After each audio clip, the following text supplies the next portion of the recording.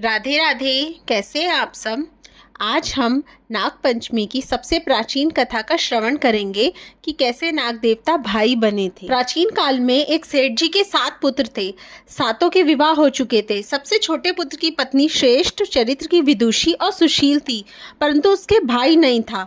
एक दिन बड़ी बहू ने घर लीपने को पीली मिट्टी लाने के लिए सभी बहुओं को साथ चलने को कहा, तो सभी धलिया और खुरपी लेकर मिट्टी खोदने लगी। तभी वहां एक सर्प निकला, जिसे बड़ी बहू खुरपी से मारने लगी। यह देख के छोटी बहू ने उसे रोकते हुए कहा, मत मारो इसे, ये बेचारा निरपराध है। यह सुनकर बड़ी बहू ने उसे नहीं मारा। तब सर्प एक और जा बैठा। तब छोटी बहू ने उससे कहा, हम अभी लौट कर आती हैं, तुम यहाँ से जाना मत।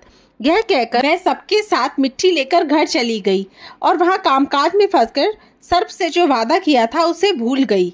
उसे दूसरे दिन वह बात याद आई, तो सबको साथ लेकर वहां पहुंची और सर्प को उस स्थान पर बैठा देखकर बोली, सर्प भैया नमस्कार। सर्प ने कहा, तू भैया कह चुकी है, इसलिए तुझे छोड़ देता हूँ, नहीं तो झूठी बात कहने के कारण तुझे अभी डस लेता। वह बोली, भैया मुझसे भूल हो गई, उसकी क्षमा मांगती हूँ। तब सर्प बोला, अच्छा तू आज से मेरी बहन हुई और मैं तेरा भाई हुआ, तुझे जो मांगना हो मांग ले। वह बोली, भैया मेरा कोई नहीं है, अच्छा हुआ जो तू मेरा भाई बन गया। कुछ दिन व्यतीत होने पर वह सर्प मनुष्य का रूप रखकर उसके घर आया और बोला कि मेरी बहन को भेज दो। सबने कहा कि इसका तो कोई भाई नहीं था, तो वह बोला कि मैं दूर के रिश्ते में इसका भाई हूँ, बचपन में ही बाहर चला गया था। उसके विश्वास दिलाने पर घर के लोगों ने छोटी को उसके साथ भेज दिया। उसने मार्ग में बताया कि मैं वही सर्प हूँ, इसलिए तू डरना नहीं और जहाँ चलने में कठिनाई हो वहाँ मेरी पूंछ पकड़ लेना। उसने कहे अनुसार ही किया और इस प्रकार वह उसके घर पहुँच गई। वहाँ के धन ऐश्वर्य को देखकर वह चकित हो गई।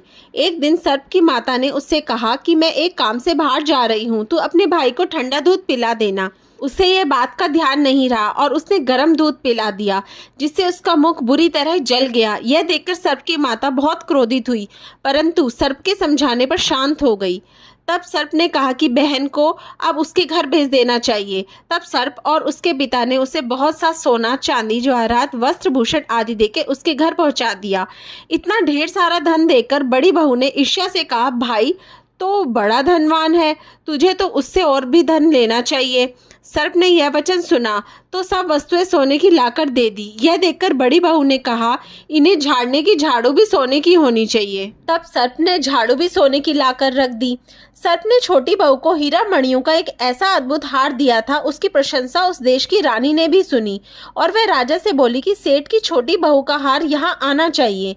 राजा ने मंत्री को हुक्म दिया कि उससे वह हार लेकर शीघ्र उपस्थित हो। मंत्री ने सेठ जी से जाकर कहा कि महारानी जी छोटी बहू का हार पहनेंगी, वह उससे लेकर मुझे दे दो।